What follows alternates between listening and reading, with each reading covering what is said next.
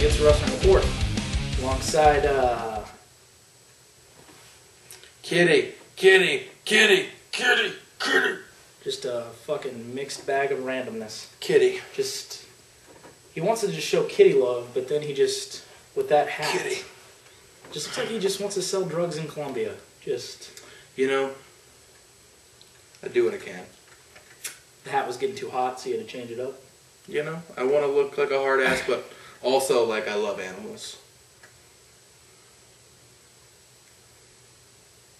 You've nailed that. You really have nailed that. Oh yeah. You really have nailed that. Yeah, alongside Ryan, I'm your host J-Man. On this edition of the IWR, we're going to do our 2012 TNA Victory Road review.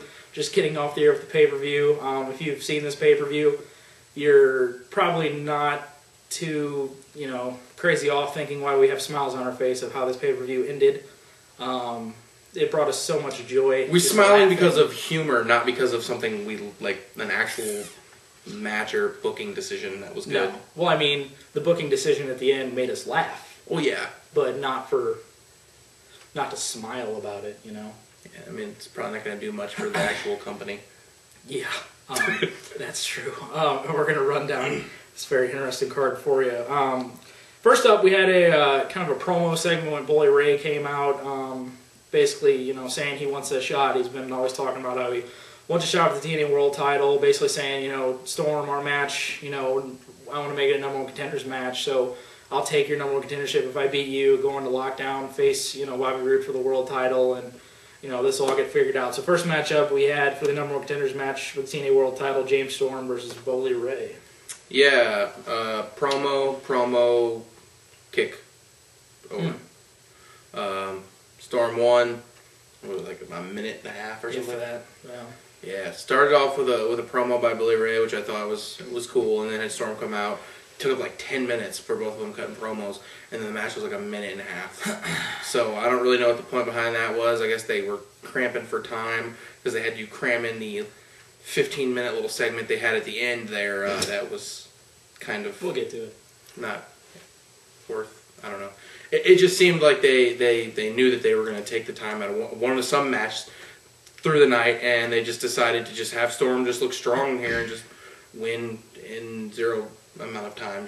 Yeah, this is really upsetting because I was, this is one of the matches on the card that really could have shined through and been something special on this when I was looking for, these guys kind of the style they got could really blend together well, but obviously not really doing that, kind of just progressing and setting up, continuously setting up towards lockdown, going in there with the, the one-on-one match that they're finally going to have with Storm and Roode inside the cage, which, is definitely something to look forward to after this night of interesting things. But, yeah, disappointing thing not getting the time out of this match, just having Storm just go over in, like I said, like 45 seconds or a minute or, something quick, and Storm retaining his number one contendership, whatever you want to say out of that, and kind of an interesting way to start the card. Next matchup, we had the X Division title line, win champion AW Austin Aries went up against Zema Ion. This is a pretty solid match. Kind of your typical thing you'd get out of the X Division title, just this kind of solid stuff that we always get out of the X Division title in Austin Aries. And there was Zema Ion, and kind of some interesting little things playing off. Aries is just, as we said, just so damn over, in TNA right now, and just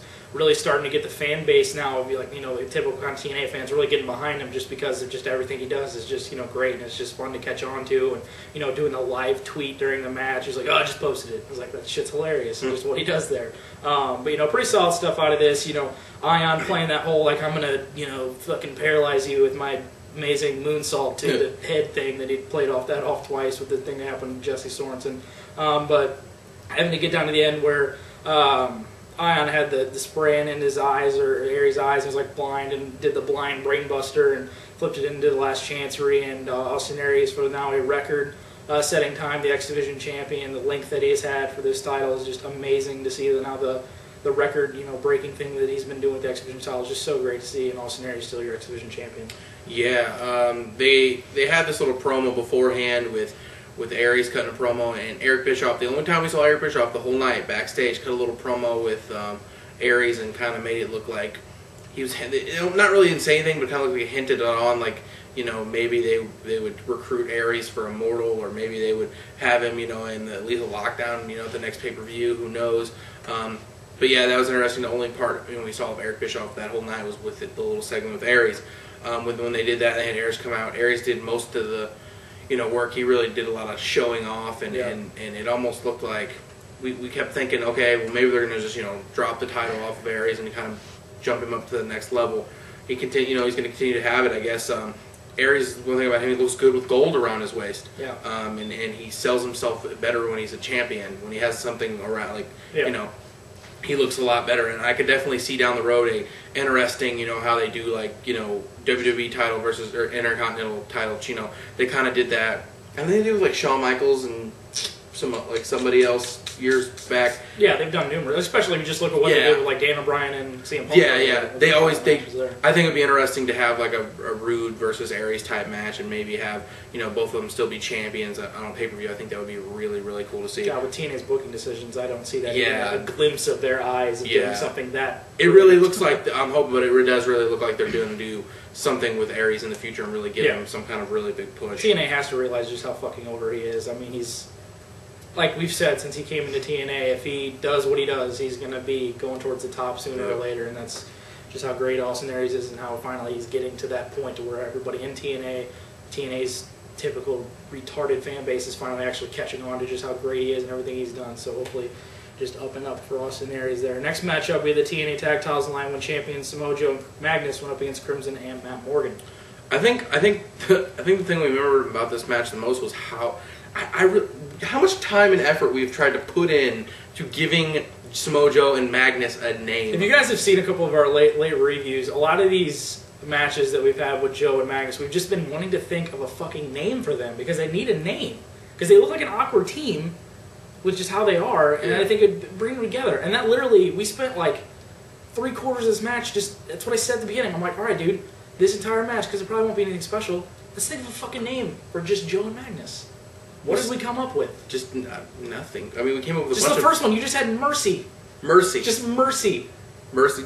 I had Warlords. I really was stuck on Warlords. Just tell us what you guys think of those, because it might be terrible. What the hell was the other one? I don't know. We started to do one and almost one named boom. I wanted to think of something like international, fucking. With the whole Samoan and the British, whatever the hell kind of thing. I thought that might work. Just put your fucking ideas for a tag name down there, because I think eventually they need one, because I just think Warlords. And what the hell was that? Just Ring Lords? What was that other one? Ring Lords? It sounds terrible. It sounds like William Regal should be part of that team. I don't know. Oh, God. But yeah, this was the dissension between Crimson and Matt Morgan finally got to a boiling point. Matt Morgan just flat out, you can hear him just blatantly with, "Fuck you! I don't need you. I don't need you. And fuck you back, man. We're not boyfriends anymore. We're not going to fucking softball team. We're not going to camp. We're not going to softball team. We're not going to share hot dogs. We're not going to do nothing. We're done as a team." Only thing out of this that I saw was Joe and Magnus retain, and we had a Motor City Machine Guns promo. That's what I got out of the tag information of the night, was that badass Motor City Machine Guns vignette that they showed. Just thank God. Now this, tag division could get a stability back to it, because we haven't seen it since the Motor City Machine Guns. We're not able to be because of their injuries and this and that and absences and beer money breaking up all this shit. Tag division's just been in shambles recently. But Joe Magnus could get back in there. Get some more, chemistry going there. Obviously, getting in more ring time is always going to help with the chemistry with whoever you're in there with. And obviously, as I thought in the preview, just, the dissension was going to finally come to a boiling point. They're going to break up. It looks like they're going to have Crimson heel, and it's just whatever. It looks so damn predictable. They're going to do it. They probably have a fucking cage match, a lockdown, whatever. It was just funny. Just the entire match, just trying to think of a name. We'll get stuck on something eventually. We're just that's solid. We thought of that, just the war.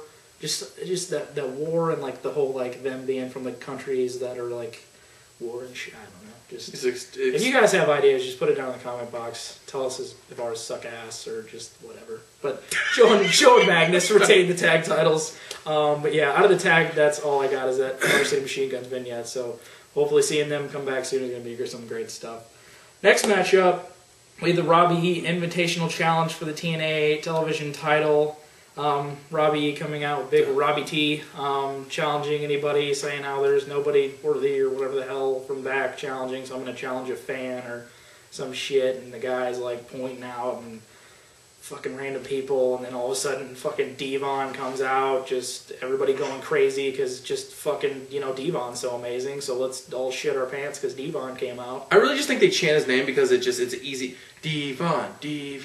Well, I mean, the TNA, you know, the just Impact Zone, they gotta make things easy for themselves, you know? Yeah. Because they're just... Impact, yeah. Yeah, so Devon came out, and then Devon won the TV title. What did we recall the TV title now? Just the TNA... useless title? TNA useless title. There's just no reason for it. Can somebody please tell me why...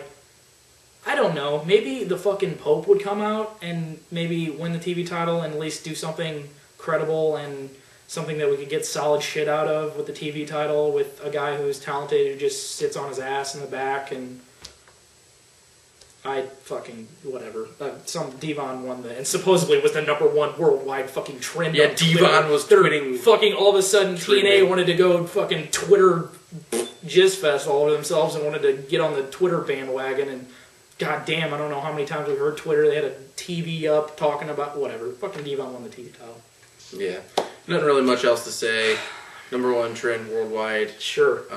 Apparently, we checked, and they lied. They're lied? They lied. They're liars. They're just damn liars. Damn. But who knows? Devon, your new television champion. Outstanding. Next matchup, we had the Knockouts title line when champion Gail Kim went up against Madison Rayne. Yeah, I mean, this started off slow. They started picking up. They had a bunch of different spots in this where Madison reversed a bunch of stuff, and it looked like it had promise to where this could be, they could produce a pretty solid women's match here. But it just never got into second gear and then third gear, and then it kind of just didn't go anywhere. Yeah. I expected them to try to do a little bit something with these guys, a little bit more, but I mean, I guess there's a few done. Gail Kim won. I know they set it up for Madison Rayne to kind of turn on her. I don't really see how Madison Rayne gets another shot at the title. I don't know. Yeah, like he said, it was kind of disappointing to the fact that it didn't. I was getting to that point where if it got a little bit more time, this and that, kind of the stuff that was getting produced at the end of this, reversing of the kind of stuff which was getting pretty good, and then it just kind of ended. And it's like, damn, it's just wish I kind of get a little bit more time out of that because it looked like it could have been somewhere. Something I really got out of this is just the continued progression of Madison Rayne, man. I tell you, she did some stuff in here that really impressed me. And just it just seems like she really wants to get good at her job. It doesn't seem like she's just out there like the ditzy kind of whatever, I'm just getting out here for a paycheck, get to look good, all this kind of shit. It seems like Madison Rayne legitimately wants to be a good wrestler, and she's really progressing, and just the amount that she's progressed since she started is leaps and bounds and really doing some impressive stuff here. But Gail Kim, as usual, impressive as all get out, and really your kind of prototypical stock Knockouts title match here, and Gail Kim retaining the title. Yep. Next matchup, we had the tag match featuring AJ Styles and Mr. Anderson going up against the Fallen Angel, Christopher Daniels, and Kaz. Obviously, like I said in the preview, just throwing Anderson in this, stuff of all these guys that have such a history, it made no damn sense to me. And it just really, just throwing him in there just to make this tag match is kind of like what it was. It really kind of just felt like it was a solid match. It's pretty good, but it really kind of had that sense of just kind of an impact match. The crowd really wasn't far too into it, especially at the beginning. It kind of picked up at the end with, of course, AJ and Daniels and Kaz really picking a lot of this stuff up and getting some high, impact stuff going on there with AJ, the springboards and all of his amazing stuff. Very interesting counter of that inverted DDT that AJ always does that we thought was amazing that we've really never seen before. With Daniels dropping down and throwing his boots up and kicking him in the face, which was really badass to see, and AJ getting flipped out of that and then clotheslining Kaz, which is pretty cool. But AJ and Anderson getting to win this matchup. Going on to Lockdown, I really just want that triple threat match in the cage. I wanted it here, and I wanted it Lockdown. I really hope we get it there. I hope Anderson goes on to just do whatever. I really don't care. But I really want that triple threat match, and it looks like we could get it because you got Kaz kind of flipping on Daniels, not wanting to be the kind of puppet, to his little puppet master thing, and it really looks like it just flip them all on each other and just have that triple threat, which I'm really hoping we get out of Lockdown. But Styles and Anderson getting the win in this matchup. Yeah, I mean this was a okay solid tag match here. Everyone did some solid work in here. The fans were over with Anderson. I guess they were glad to see that he was back. You know, and it almost seemed like there were spots where the crowd was kind of dead. But, you know, overall, this was a solid tag match. You know, I guess it did what it needed to do. Hopefully, like, you know, setting up a triple threat or something. I don't really want to see Anderson. I don't want to see another tag match. I don't want to see a 4-way. I'd rather just see those 3 in a triple threat where it looks like it's leading to. So hopefully that's what we get. Next matchup, we had Kurt Angle versus Jeff Hardy. This was pretty good. You know, these guys always do a pretty good job in the ring. The styles clash between these two is interesting. I know Kurt Angle is one of those guys that always makes Jeff Hardy work. And it always looks like, I think the thing I like about Jeff Hardy and Kurt Angle in the ring is it always looks like, you know, like Jeff Hardy's really selling everything that Kurt Angle does. You know, and Kurt Angle is one of those guys who is always a lot. He really works. He's on the offense a lot. And Jeff Hardy's always one of those guys that he's in the ring with somebody else. He's always getting beat up. He's always getting squashed in, you know, certain spots. And he did a really good job of making comebacks and different stuff here and there. And this was a good match, and what I would have, you know, expected, and maybe a little bit more, but still a good match here out of this. Probably the best match on the show. Ended in a DQ with you know, Kurt Angle holding on the ropes, which I thought would be a, you know, a dirty win here, going on to lockdown for them to have a, you know, a cage match. You know, they're gonna obviously in a cage match you're gonna see probably a moonsault from Kurt Angle off the top of the cage, and you'll probably see a swanton off the top of the cage, and everyone's gonna be jizzing all over it. So, I mean, hopefully we see that match. But, yeah, this was pretty good here. Yeah, I think this was the best match of the night. I mean, with, you know, obviously not a lot of great matches on this card. But, as you said, I agree with everything Ryan just said. I mean, literally every time you get in there with a Kurt Angle, he's going to make the other guy work. And when he's in there with Jeff Hardy, who has to have somebody in there like a Kurt Angle to make him work, to make the match good, that's exactly what they had. They had Kurt Angle in control. You had Jeff Hardy getting the shit kicked out of him, selling everything, just like he said. To make him look like those comebacks will come back to where he could end up winning the match up here. A couple near falls really, you know, made this one a little bit exciting towards the end of it, and having that kind of the cheap kind of the dirty roll up, not to get the clean win from Kurt Angle, which we were kind of predicting to kind of continue this and set it up, possibly going into lockdown where we could, you know, possibly see a cage match, which I would be looking forward to. I think it could be something, you know, pretty interesting on the lockdown card that could, you know, probably get overlooked by the stuff that's going on in the other thing, but. I would definitely like to see that. I think it'd be some interesting stuff, definitely in Jeff Hardy's kind of element, and obviously with the stuff that Kurt Angle's done, cage match has been great as well. But pretty solid match here. It'd be interesting to see, obviously, if this does end up continuing. But Kurt Angle getting the kind of cheap win over Jeff Hardy in that matchup. Next matchup, we had the main event. We had the no-holds-barred match between the world champion Bobby Roode and Sting. Yeah, I mean, honestly, this match really wasn't that bad. You know, Sting doing as much as he can do. Roode kind of... You know, Sting really was on the offense most of this, and Roode was selling a lot of stuff for him, and you know, doing different spots here and there, and it got quite a bit of time, and I don't know, it just seemed kind of weird at times in the match, like when they were trying to do spots and stuff. But the end kind of is where we were, you know, the ending of the actual match, going for. I'm guessing it was planned. When we first saw it, it didn't look planned. It looked like Sting just completely missed the Scorpion Death Drop. I thought he was going to drop him on the chair. He drops back and his head just smacks into the back. You know, a chair sitting up, and he just looked really, really stupid, and gets the pin out of it. But yeah, and then just afterwards, oh god, I'll let him talk about the match first, and then we'll get into the little. Yeah, I don't really think looking back on this, the match won't be remembered for what happened after. But as he said, it was, you know, okay, it wasn't anything special. It was just kind of what we were thinking it was going to be. You know, Bobby Roode just cannot get. It's just his gimmick. He can't get clean wins over people. They want to have him kind of be that kind of, you know, getting the dirty kind of win, kind of heel kind of guy as the world champion. But it is what it is. Seeing that fucking finish with just Sting destroying himself, like just. It wasn't even like if it was planned. It seemed like Sting didn't think it was planned. That's what it was, because like. When he went back on that chair, man, I tell you, that had to fucking hurt. Like, just destroyed himself. The chair was pretty mangled up. It was effed up. And going into just what happened after, they had Bobby Roode just go out and fucking grab Dixie Carter and her dramatic self and throw her in the ring, and to just go on to what was probably one of the funniest, just most terrible things I've ever seen from TNA in the history of TNA.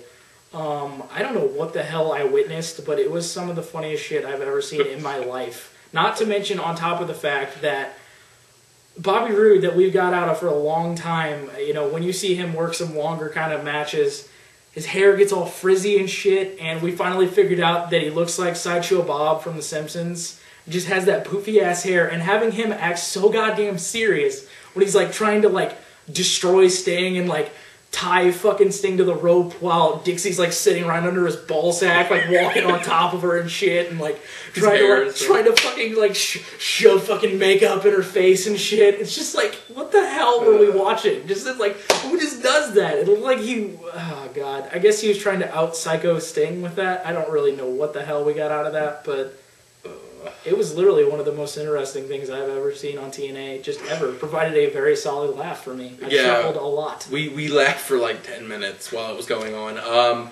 It almost just seems like Dixie Carter should not be allowed to be involved with any segment, storyline stuff, because she just doesn't know how to sell like what's going on in front of a crowd. Like, she was just like trying to push Bobby Roode away, and then she was like tripping and falling, punching his calf, and then she would jump in the way, and then she would stumble backwards, and he would just be walking over her like she was just.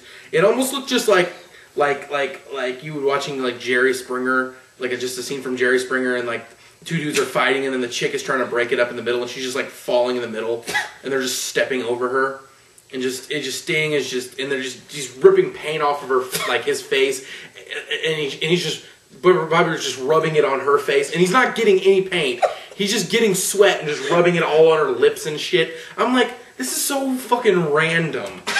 I'm like, it did literally nothing. And it was just so funny because it looked so awkward. And then just Bobby Roode's hair, just all poofed out, looking like Sideshow Bob. Just Sideshow Bobby Roode.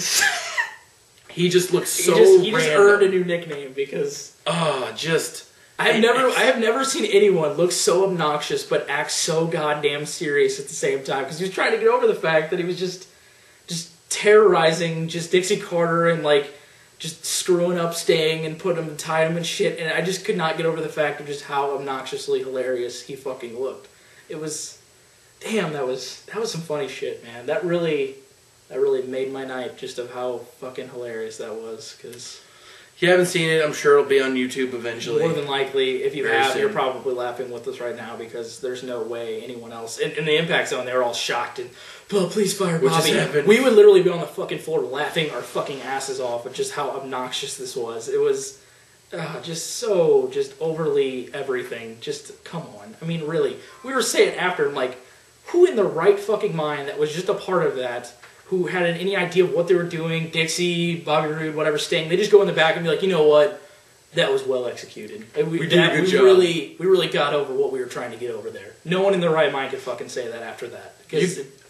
what the hell? Like, you could just see like just Eric Young just acting normal backstage, just being like, that was just god awful.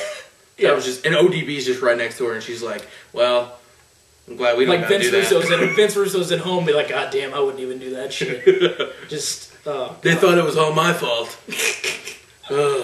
Bobby Roode, obviously going on to Lockdown. That's all I care about, to face James Storm in the steel cage in Nashville for the world title. I've been looking forward to this for a very long time. We're finally going to get it. We're just going to disregard the last 15 minutes of this pay-per-view because it's going to be hard to get out of my brain for a very long time because it was just damn funny. We're gonna TNA lock it down. TNA lock it? TNA lock it down. We just invented some shit right there. That's when the fire comes out of the post in the commercial with the cage. That's right. And then it like goes back into it. They suck it back in. Suck it back in, yes. Work. Yes, this will now wrap up our 2012 TNA Victory Road review for my partner Ryan. I'm your host J-Man. Thank you for watching another edition of the Instant Wrestling Report, your source for wrestling news, information, opinions, instantly. This is a battleground!